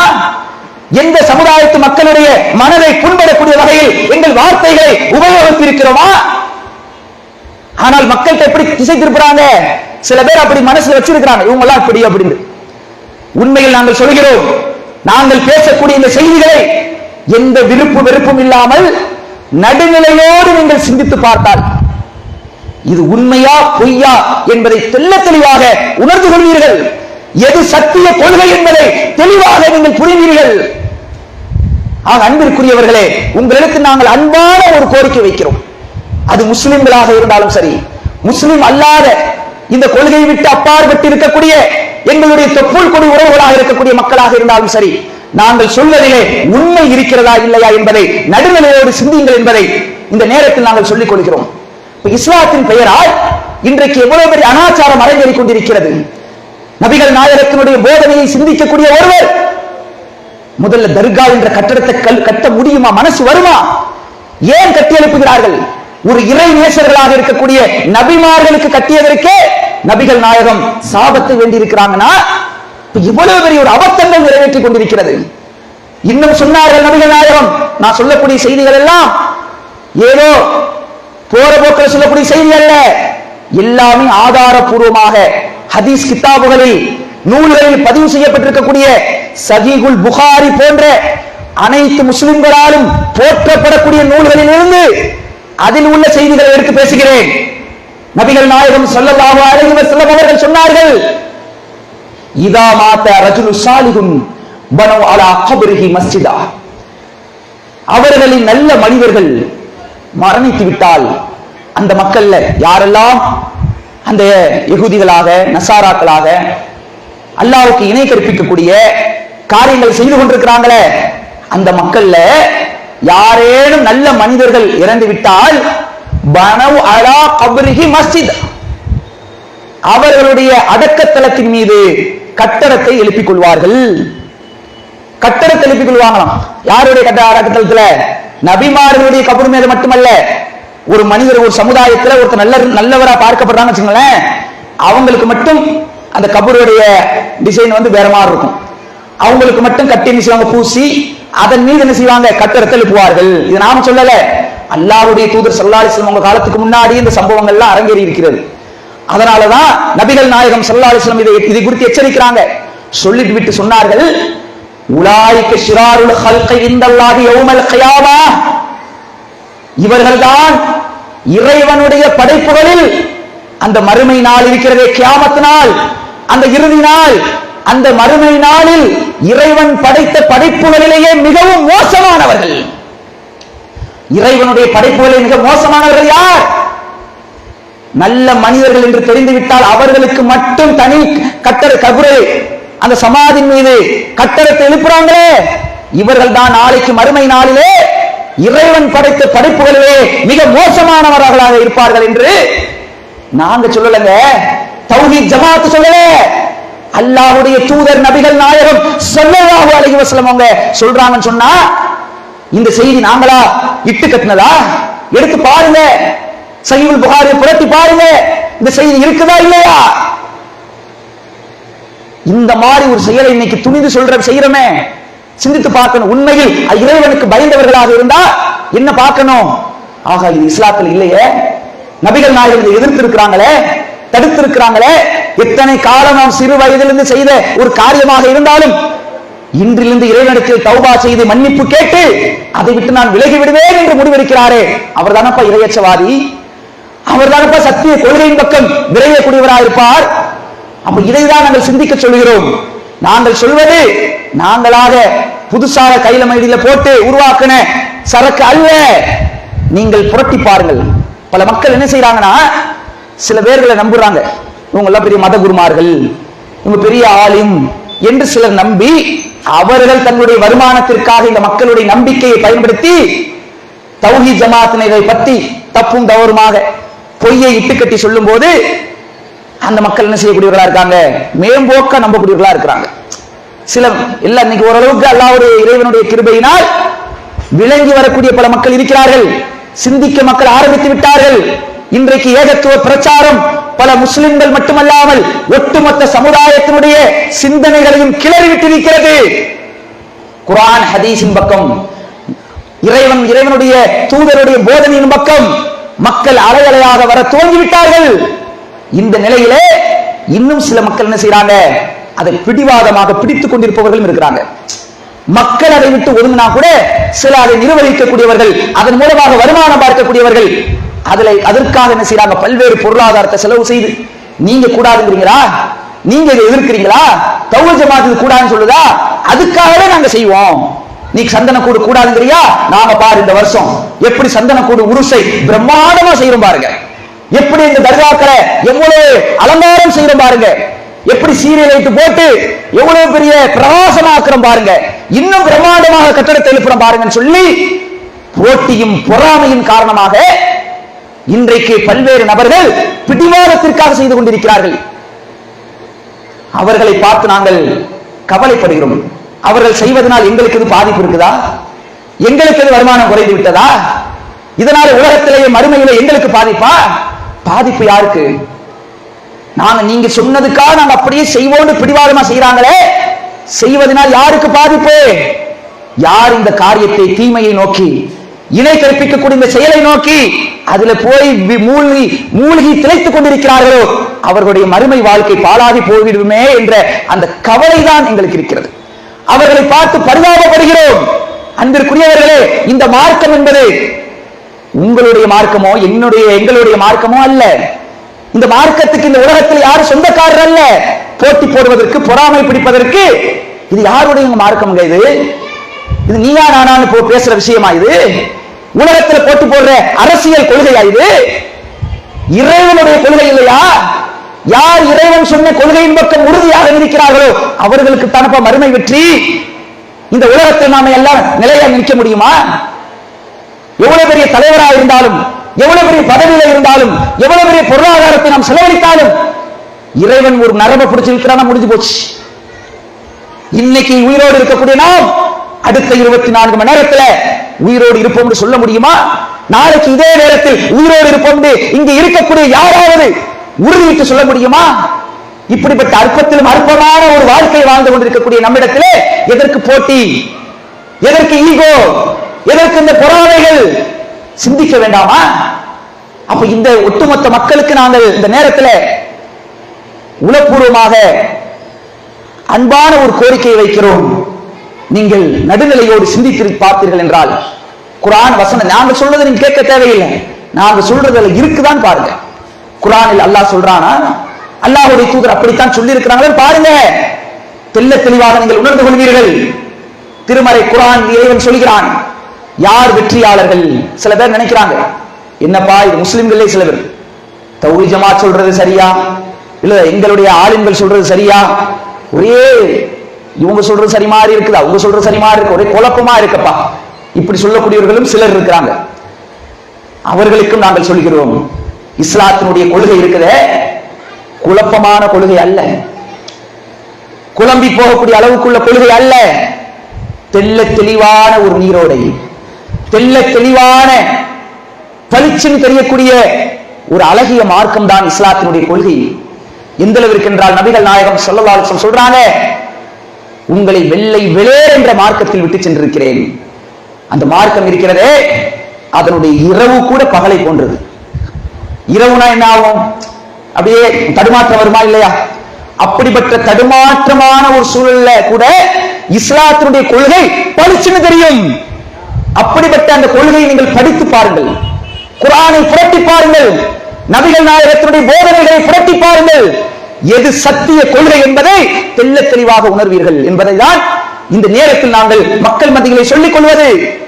திருமறை குர்ஆனில் இறைவன் போதிக்கிறான், யார் வெற்றியாளர்கள் என்று போதிக்கும் போது வஇதா சஅலக இபாதி அன்னி ஃபஇன்னி கரீப், என்னை பற்றி எனது அடியார்கள் உம்மிடத்திலே கேட்டால், நபியை பார்த்து அல்லாஹ் சொல்றான், நீங்க சொல்லுங்க என்னை பத்தி எனது அடியார்கள் கேட்கிறாங்கன்னு வச்சுக்கிறீங்க, நான் எப்படிப்பட்டவன் என்பதை மக்களுக்கு சொல்லுங்கள். ஃபஇன்னி கரீப், நான் ரொம்ப பக்கத்தில் இருக்கிறேன். இறைவன் எங்கேயோ தூரத்தில் இருக்கிறான் நினைச்சுக்கிட்டு நீ நினைஞ்சிராத, இங்கிருந்து பிரயாணம் செஞ்சு போறீங்க, கடவுளை போய் தேடாத. இஸ்லாம் சொல்கிறது நான் மிக அருகில் இருக்கிறேன். இன்னொரு வசனத்தில் இறைவன் சொல்கிறான், வ நஹ்னு அக்ரபு அலைஹி மின் ஹப்லில் வரீத், பிடரி நரம்பை விட நாம் மனிதனுக்கு மிக அருகில் இருக்கிறோம் என்று இறைவன் சொல்கிறான். மனிதனுக்கு மூளைக்கு பக்கத்துல அவன் எங்கே சிந்திக்கின்றானோ அந்த சிந்தனையின் பிறப்பிடமாக இருக்கக்கூடிய அந்த மூளைக்கு பக்கத்தில் இருக்கக்கூடிய நரம்பு தான் பிடரி நரம்பு. அந்த பிடரி நரம்பை விட நான் பக்கத்தில் இருக்கிறேன் என்று இறைவன் சொல்லுகிறான் சொன்னா என்ன அர்த்தம்? இதோ பிடரி நரம்புல உட்கார்ந்துகிட்டு இருக்கிறான்னு அர்த்தமா? அவன் பக்கத்தில் இங்க நிக்கிறான்னு அர்த்தமா? இறைவன் இருப்பது 7 வானங்களுக்கு அப்பால் அரிசியில் தான் அமர்ந்திருக்கிறான். ஆனால் அங்கே இருந்தாலும் பிடரி நரம்பை விட மிக அருகாமையில் அல்லாஹ் நம்மை கண்காணித்துக் கொண்டிருக்கிறான். அவ்வளவு நெருக்கமாக நம்மிடத்தில் இருக்கிறான். இப்படிப்பட்ட இறைவனிடத்தில் மட்டும் பிரார்த்தனை செய்யுங்கள் என்று குர்ஆனிலே சூரத்துல் பக்ராவை புரட்டி பார்த்தீர்கள் என்று சொன்னால் அதிலே இறைவன் சொல்கிறான். சூரத்துல் பக்ரா 2வது அத்தியாயத்தினுடைய 185வது வசனம் சொல்கிறது, உஜீபு தாவத்தத் தாஇ இதா தான். துஆ செய்பவர்கள் என்னிடத்தில் துஆ செய்தால், யார் என்னிடத்தில் பிரார்த்தனை செய்கின்றார்களோ அவர்களுடைய பிரார்த்தனைக்கு நான் பதிலளிக்கிறேன். குர்ஆனுடைய வசனம், இது எங்களுடைய வார்த்தை அல்ல. நீங்க எந்த மொழிபெயர்ப்பை வேண்டாலும் புரட்டி பார்த்துடுங்க. உஜீபு தாவத்த தாஇ இதா தான். துஆ என்று அல்லாஹ் சொல்றான். அழைக்கிற யாரெல்லாம் என்னிடத்தில் அழைக்கிறார்களோ, என்னை அழைப்பவர்களுக்கு பிரார்த்தனைக்கு நான் பதிலளிக்கிறேன். ஃபல்யஸ்தஜிபூலி வல்யுமினு பி. எனவே எனக்கே கட்டுப்பட்டு என்னையே நம்பட்டும், என்னையே ஈமான் கொள்ளட்டும், நம்பிக்கை கொள்ளட்டும். அல்லாஹ் சொல்கிறான், என்னிடத்தில் மட்டும் ஈமான் கொள்ளட்டும். லஅல்லஹும் யர்ஷுதூன். இதனால் அவர்கள் நேர்வழி பெறுவார்கள். எது நேர்வழி என்பதை நாங்க சொல்லி நீங்க கேட்க தேவையில்லை. குர்ஆனிலே நம்மை உங்களையும் என்னையும் படைத்திருக்கக்கூடிய அகில உலகங்களையும் படைத்து பரிபாலிக்கக்கூடிய இறைவன் சொல்கிறான், எது நேரான வழி தெரியுமா? யார் இறைவனை மட்டும் நம்பிக்கை கொண்டு இறைவனுக்கு மட்டும் கட்டுப்பட்டு இறைவனிடத்தில் மட்டும் பிரார்த்தனை செய்கிறார்களோ அவர்கள்தான் நேர்வழி பெற்றவர்கள் என்று திருமறை குர்ஆன் போதிக்கிறது. இப்படிப்பட்ட இந்த கொள்கையில சமரசம் செய்யலாமா? எல்லாரும் எப்படி இருக்கிறாங்களோ அப்படித்தான் நானும் போவேன் போகலாமா? அப்படி முஸ்லிம்கள் சென்றாலும் அது தவறு, இஸ்லாம் வழிகேடு என்று போதிக்கிறது. அது மாத்திரமல்ல, முஸ்லிம்களிடத்தில் இன்னும் பல்வேறு விதமான அனாச்சாரங்கள், வழிகேடு கலாச்சாரங்கள் இன்னைக்கு பெருகி இருக்கிறது. அதிலே முக்கியமான இணை வைப்பு காரியம் தர்கா வழிபாட்டிற்கு அடுத்தபடியாக தகடு தாயத்து. ஒருவருக்கு உடல்நிலை சரியில்லாவிட்டால், ஒருவருக்கு துன்பம் ஏற்பட்டு விட்டால் இஸ்லாம் சொல்லுது எல்லா நோய்க்குமே மருந்து இருக்குப்பா, மருத்துவம் பார்த்துக்கன்னு சொல்லுது. ஆனா இவன் என்ன செய்யறான்? மாந்திரிகத்தை நோக்கி போறான். எங்க இங்க ஒரு பாவா இருக்கிறார், அங்க போங்க. அவர் என்ன செய்வாரு? சில மந்திரங்களை ஓதி, சில வசனங்களை ஓதி கயிறு முடிஞ்சு தருவார். அதை நீயே கையிலையோ இடுப்புலையோ கழுத்திலையோ காலிலையோ கட்டிவிட்டால் எந்த துன்பமும் உங்களை அண்டாது, எந்த முசீபத்தும் வராதுன்னு சொல்லி சில நபர்கள் மக்களை ஏமாற்றி பொருளாதாரத்தை ஆன்மீகத்தின் பெயரால் சுரண்டுவதற்காக ஏற்படுத்தப்பட்ட இந்த தகடு தாயத்து என்ற அந்த கலாச்சாரத்தை பல முஸ்லிம்கள் நம்பி வீழ்ந்து கிடக்கிறாங்க. ஆனா இஸ்லாமிய மார்க்கம் இதை அனுமதிக்கிறதா? நபிகள் நாயகம் ஸல்லல்லாஹு அலைஹி வஸல்லம் அவர்களுடைய காலத்திலும் சில முஷ்ரிக்குகள் செய்தார்கள் இது போன்ற காரியத்தை. சிலர் என்ன சொல்லுவாங்கன்னா, அவங்க செஞ்சாங்கன்னா அவங்க வேற வேற மந்திரங்கள் ஓதி செஞ்சாங்க, நாங்க மந்திரம் ஓதலையே, நாங்க குர்ஆன் வசனத்தை ஓதி தானே கற்றோம், இப்படி எல்லாம் சொல்லுவாங்க. நபிகள் நாயகம் ஸல்லல்லாஹு அலைஹி வஸல்லம் அவங்க காலத்துல அவர்கள் தானே மக்களுக்கு குர்ஆன் வசனத்தை போதிக்கிறாங்க. அப்படிப்பட்ட அல்லாஹ்வுடைய தூதர் சொல்லியிருப்பாங்க அல்லவா, ஏப்பா அவங்க எல்லாம் வேற வேற வசனங்களை வச்சு கயிறு கட்டுறாங்க, நீங்க குர்ஆன் வசனத்தை எழுதி நீங்க கையிலோ கழுத்திலேயே கட்டிக்கிறீங்க சொன்னதாக ஒரு செய்தி இருக்குதா? மாறாக என்ன சொன்னார்கள்? சில வசனங்கள்ல நோய் நிவாரணம் இருக்கிறது, ஷிஃபா இருக்கிறது. குறிப்பிட்ட சில வசனங்களை கூட நபி ஸல்லல்லாஹு அலைஹி வஸல்லம் சொல்லும் போது அதை ஓதி தடவி கொள்ளுங்கள் என்று தான் சொன்னாங்க. தூங்கும் போது கூட குல் ஹுவல்லாஹு சூரா, ஃபலக் சூரா, நாஸ் சூரா இது போன்ற சூறாக்களை ஓதி நபிகள் நாயகம் ஸல்லல்லாஹு அலைஹி வஸல்லம் அவர்கள் எழுதி கயிறாக மாட்டிக்கொள்ளல, உச்சன் தலையிலிருந்து உள்ளங்கால் வரை உடலில் தடவி கொண்டுதான் ரசூல் ஸல்லல்லாஹு அலைஹி வஸல்லம் இருந்திருக்கிறாங்க. இதைதான் மக்களுக்கு சொன்னார்கள். எங்கேயுமே ரசூலுல்லாஹி ஸல்லல்லாஹு அலைஹி வஸல்லம் அவர்கள் கயிறு கட்டவில்லை, மக்களுக்கு அவ்வாறு போதிக்கவில்லை. மாறாக நபிகள் நாயகம் என்ன போதிச்சாங்க தெரியுமா? மன் தஅல்லக தமீமத்தன் ஃபக்கத் அஷ்ரக். எவன் தாயத்தை தொங்க விடுகின்றானோ அவன் இறைவனுக்கு இணை கற்பித்து விட்டான், இறைவனுக்கு இணையாக அந்த கயிற்றை நம்பிவிட்டான் என்று நபிகள் நாயகம் ஸல்லல்லாஹு அலைஹி வஸல்லம் அவர்கள் மக்களுக்கு எச்சரித்தார்கள். ஷிர்க் செஞ்சிட்டாங்க, சுத்தி வளைச்சு கூட சொல்லலங்க, டைரக்டாக ரசூலுல்லாஹ் சொல்லிட்டாங்க, தாயத்தை நீ தொங்க விட்டால் அது ஷிர்க்,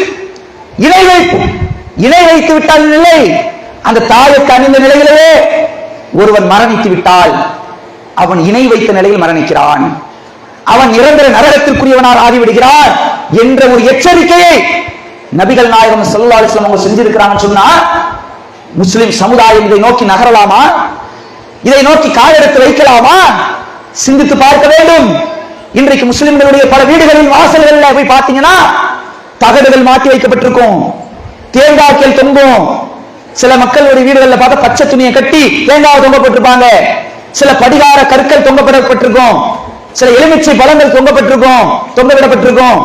இந்த மாதிரியான காரியங்கள் எல்லாம் பல்வேறு முஸ்லிம்களுடைய வீடுகள்ல எந்த நம்பிக்கையில வைக்கிறாங்க? இதையெல்லாம் கட்டி தொங்க போட்டா நம்ம வீட்டுக்கு ஆபத்து வராது, துன்பம் வராது, எல்லாத்தையும் இதெல்லாம் தடுத்து விடும் நம்புறாங்களப்பா. இதுவே இஸ்லாத்தின் அடிப்படை கொள்கையாக இருக்கக்கூடிய ஏகத்துவ கொள்கைக்கு எதிரானது அல்லவா? சத்திய கொள்கையாக இருக்கக்கூடிய அந்த கொள்கையில் பல கொள்கையோடு சமரசம் செய்யக்கூடிய நிலை அல்லவா? அதெல்லாம் நடந்துகிட்டு இருக்குது. ஒரு எலுமிச்சம் பழம் என்றால் அந்த எலுமிச்சம் பழத்துக்கு என்ன பவர் இருக்குதோ அதை தான் நம்ப வேண்டும், இஸ்லாம் போதிக்கிறது. இப்ப இஸ்லாத்தினுடைய அடிப்படை கொள்கையாக இருப்பது, ஒரு பொருளை இஸ்லாம் எப்படி நம்ப சொல்கிறதோ அவ்வாறுதான் நம்ப வேண்டுமே தவிர அதற்கு மேலாக என்ன செய்யக்கூடாது. அதை தாண்டி ஒரு சக்தி இருக்கிறது, அது பல்வேறு நம்முடைய துன்பங்களை நீக்கக்கூடியதாக, இறைவன் எப்படி நம்முடைய துன்பங்கள் நீக்குவானோ அது போன்ற சில மாந்திரீக சக்தி உள்ளதாக சில பொருட்கள் இருக்கிறது என்று நம்பினால் அதுவும் இறைவனுக்கு இணை கற்பிப்புல தள்ளிவிடும். அப்படியான நம்பிக்கைகள்ல பல்வேறு பொருட்களை வீட்டினுடைய வாயிற்படியில தொங்க விடுறமே, இது மாதிரி நம்பிக்கைகள், இதன் மீது ஒரு இப்படிப்பட்ட ஒரு நம்பிக்கை வைத்த நிலையில் ஒருவர் நம்முடைய அமல்களை எந்த நற்காரியங்கள் செய்தாலும் சரி, அது தொழுதாலும் சரி, ரமலான் மாதம் முழுவதும் நோன்பு வைத்தாலும் சரி, லட்சக்கணக்கான ரூபாய்களை செலவழித்து ஹஜ்ஜி என்ற வணக்கத்தை செய்துவிட்டு வந்தாலும் சரி, இது எல்லாத்தையும் அல்லாஹ் அப்படியே சுருட்டி வீசி விடுவான். ஏன் தெரியுமா? அல்லாஹ் திருமறை குர்ஆனிலே குறிப்பிடுகிறான், நபியை பார்த்து குறிப்பிடுகிறான், லஇன் அஷ்ரக்த லயஹபத்தன் அமலுக. நபியே, நீங்கள் இணை கற்பித்தாலும் உமது அமல்கள் எல்லாம் அழிந்து போய்விடும் அல்லாஹ் சொல்கிறான். நபியை பார்த்து எதற்கு சொல்கிறான்? நம்மை எச்சரிப்பதற்காக. இந்த நபி ஷிர்க்கை எதிர்ப்பதற்கு தான் வந்திருக்கிறாங்க. ஆனா இந்த நபி ஷிர்க் வைத்தால் கூட உமது அமல்கள் எல்லாம் அழிந்து போய்விடும் என்று அல்லாஹ் சொல்கிறான் என்று சொன்னா, அப்ப நம்முடைய நிலை என்ன? ஒரு தகடின் மீது நம்பிக்கை வைக்கிறோம், தாயத்து கயிற்றின் மீது நம்பிக்கை வைக்கிறோம், இது நம்முடைய நோய் நிவாரணத்தை தரும் நம்புறோம், நமக்கு வரக்கூடிய துன்பங்களை நீக்கும் நம்புறோமே, இது இறைவன் மீது வைக்க வேண்டிய நம்பிக்கையை அதன் மீது வைப்பதாக ஆகாதா? திருமறை குர்ஆன் போதிக்கிறது, குல்லை யுஸீபனா இல்லாமா கதபல்லாஹு லனா, இறைவன் விதித்ததை தவிர வேறு எதுவும் எங்களை அணுகாது என்று நீங்கள் கூறுங்கள். நபியை பார்த்து அல்லாஹ் சொல்றான், நபியை மக்களுக்கு சொல்லுங்க, அல்லாஹ் எதை நமக்கு விதித்திருக்கிறானோ, எதை நாடி இருக்கிறானோ அதுதான் நம்மை வந்து அணுகுமே தவிர நமக்கு ஒரு நன்மையை, நமக்கு ஒரு தீமையை இறைவன் நாடிவிட்டால் அது எவ்வளவு பெரிய சக்தியை நீங்கள் வைத்தாலும், ஒட்டுமொத்த உலகமே திரண்டு நின்றாலும் அதை தடுப்பவர் எவரும் இல்லை. ஹுவ மௌலானா, அவன்தான் எஜமானன், அவன்தான் அரசன் என்று சொல்லிட்டு அல்லாஹ் சொல்றான், வ அலல்லாஹி ஃபல்யதவக்கலில் முஃமினூன். நீங்கள் மூமின்களாக இருந்தால், இறை நம்பிக்கையாளர்களாக இருந்தால் இறைவன் மீதே பொறுப்பு வையுங்கள், இறைவன் மீதே தவக்கல் வையுங்கள் என்று இறைவன் திருமறை குர்ஆன்ல சொல்றானே. ஒரு முஸ்லிம் யார் மீது தவக்கல் வைக்க வேண்டும், ஒரு முஸ்லிம் யார் மீது பொறுப்பு வைக்க வேண்டும் என்று குர்ஆனில் இறைவன் சொல்கிறான், இறைவன் மீது மட்டும்தான் வைக்கணும். இந்த எலுமிச்சம்பழம், இந்த தேங்காய், இந்த படிகாரக்கல், இந்த தகடு, இந்த தாயத்து, இது போன்ற விஷயங்கள் நம்முடைய முசீபத்தை நீக்கும், நம்முடைய துன்பத்தை நீக்கும் நம்பணும் சொன்னா இது பகிரங்கமான ஷிர்க், தெளிவான இணை வைப்பு, நம்முடைய அமல்களை அழித்து நாசமாக்கக்கூடிய செயல். அப்ப இப்படிப்பட்ட இந்த செயல்களிலிருந்து விலகி இறைவனுடைய ஒரே கொள்கையாக இருக்கக்கூடிய, ஓரிரை கொள்கையாக இருக்கக்கூடிய அந்த ஏகத்துவ கொள்கையை நோக்கி எந்த வகையிலும் சமரசம் செய்து விடாமல் நாம் உறுதியாக நிற்க வேண்டும். இதுதான் அனைத்து மக்களின் இந்த கொள்கையில் ஈர்க்கக்கூடியதாக இருக்கிறது. இந்த கொள்கை உறுதிதான் ஒட்டுமொத்த உலகத்திலும் இஸ்லாத்தை இன்னும் மேலோங்க செய்யும். இறைவன் இந்த கொள்கையை பல மக்களிடத்தில் கொண்டு போய் சேர்ப்பான். ஆனால் இன்னைக்கு இது மாதிரியான இணைவிப்பு காரியங்களை செய்யறதுனால முஸ்லிம் அல்லாத மக்களை இஸ்லாத்தை பார்த்து தப்பாக புரிந்து கொள்கிறார்கள். சில முஸ்லிம்களுடைய செயல்பாடுகளை பார்த்து உங்களுக்கு எங்களுக்கு என்ன வேறுபாடு, நாங்க செய்யறதுதான் நீங்கள் செஞ்சுக்கிட்டு இருக்கிறீங்க, அதுக்கு எங்களுடைய சித்தாந்தமே போதுமாப்பா, நீங்க என்ன புதுசா நீங்க அரபு நாட்டில புதுசான ஒரு கொள்கையை கொண்டு வர்றீங்கன்னு சொல்லி தப்பாக சொல்லுகிறார், நினைத்துக் கொண்டிருக்கிறாங்க. இப்படி தவறாக பல மக்கள் நினைப்பதற்கு காரணம், இந்த கொள்கை என்பது அரபு நாட்டு கொள்கை அல்ல. இந்த கொள்கை என்பது ஏதோ புது இந்த ஒட்டுமொத்த எல்லா கொள்கையோடும் சமரசம் செய்து கொண்ட பல்வேறு கொள்கை போன்று இந்த கொள்கையும் ஒரு கொள்கை அல்ல. இந்த கொள்கை என்பது இந்த உலகை, அகில உலகத்தையும், அனைத்து அண்ட சராசரங்களையும், ஒட்டுமொத்த உலக மக்களையும் படைத்தானோ அந்த இறைவனிடத்திலிருந்து வந்த கொள்கை. ஏதோ குறிப்பிட்ட நாட்டிலிருந்து வந்த கொள்கை அல்ல, குறிப்பிட்ட மொழியிலிருந்து வந்த கொள்கை அல்ல.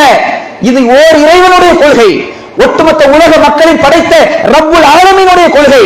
அந்த கொள்கையிலே எந்த சமரசம் இல்லாமல் நாம் உறுதியோடு நின்றால் ஒட்டுமொத்த உலகத்தையும் இந்த கொள்கைதான் ஆளும். அப்படிப்பட்ட அந்த வெற்றியை நோக்கி, அந்த நேர்வழியை நோக்கி அனைத்து மக்களையும் அன்பான அழைப்பு விடுத்தவனாக எனது உரையை நிறைவு செய்கிறேன். வாஹிர் தஅவானா அனில் ஹம்துலில்லாஹி ரப்பில் ஆலமீன். அஸ்ஸலாமு அலைக்கும் வரஹ்மத்துல்லாஹி வபரகாத்துஹு.